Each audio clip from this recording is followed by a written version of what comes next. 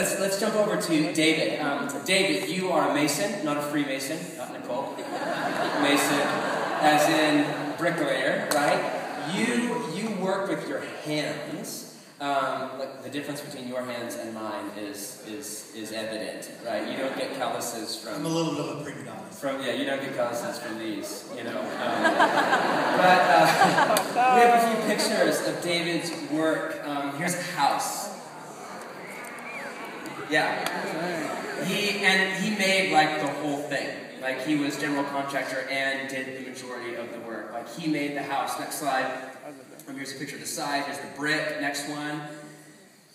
Here's David up on the side laying brick. Here's a few other houses. Next slide. Suburban Love right there. Where is that? Lego or something? Westland. Yeah, right. Called it. The next slide. Here, watch the next one. Serious, right?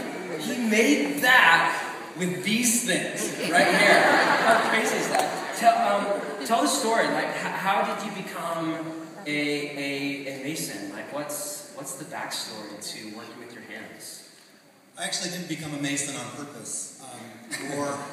More of an accident, but I feel that God led me there. I went to school to design homes.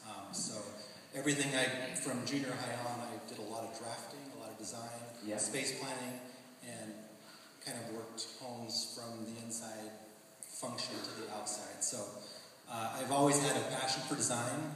I've done a fair amount of that, but my profession is I always end up with a trowel in my hand. Right. And a hammer. So I went to work for my girlfriend's dad just when I was about 19, I think. And because I needed a job. I couldn't find a job in design.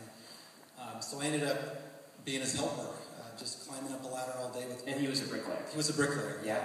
So I would mix mortar, carry bricks for him, and he could see kind of where the relationship was going with myself and his daughter. And he saw the need to give me a career and make sure that I took care of his daughter. You needed a job to get to work. Yeah, so he very quickly taught me the trade, and I learned a lot from him, just to be mechanical and to kind of put the things that I was used to seeing in 2D on paper kind of flipped up into 3D. And so all of a sudden I'm working in 3D. It was a huge change for me. So I ended up working for him for about 17 years, and eventually, kind of the next step was to start your business. And did that for a few years. Always still kind of leaning towards, it's a job, I'm making money, but I want to be doing this other thing. Right. And kind of discontent. Yeah, just kind of discontent, getting up and going to work and doing my job, but always wanting something else. The bigger thing. Like hundreds of people. Yeah. And it was a few years ago when the economy took a dive and construction was really slow. And for some reason, I felt like I was the only brick mason working in town. I mean, I wasn't. There were other guys. But you were doing well. I had a lot of work. A lot of guys were calling me every day for work. Are you hiring? And I had a lot of stuff going. And God just revealed himself to me one day at work, and he just basically said, "Are you kidding me? Look what I have given to you. I've given to you a craft. You get to build things with your hands. You get to feed your family. You have a house. You have a car. Your wife has a car. I mean, just all these things. People you're providing for, right? I was providing work for guys and their families that depended on their paychecks, and I could kind of see the order of things and the way that God was blessing me through that. And I realized that day that God had given me a gift, and it was an awesome gift. I mean, I get to literally stand back at the end of the day and look at something that I built, and it's kind of satisfying. I like it. I'm getting dirty, and I didn't plan on that, and I've got a sore back every night, and I didn't plan on that, but feels really good to get out and sweat and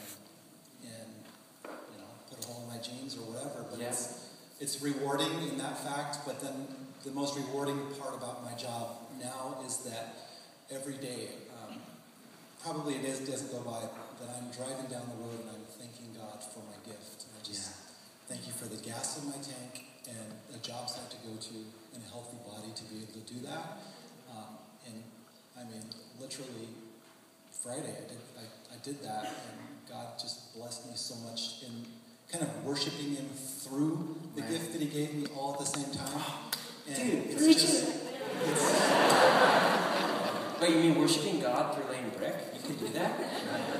Yes, absolutely. It's a blast. Oh my God. And it's a blast, and it can be fun to worship God by working. Am I right? Yeah.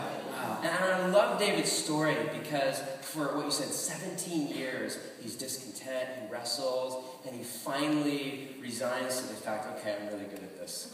And he starts to work. I mean, the Bible, David, as you know, is one of the only books in the history of the world that celebrates manual labor.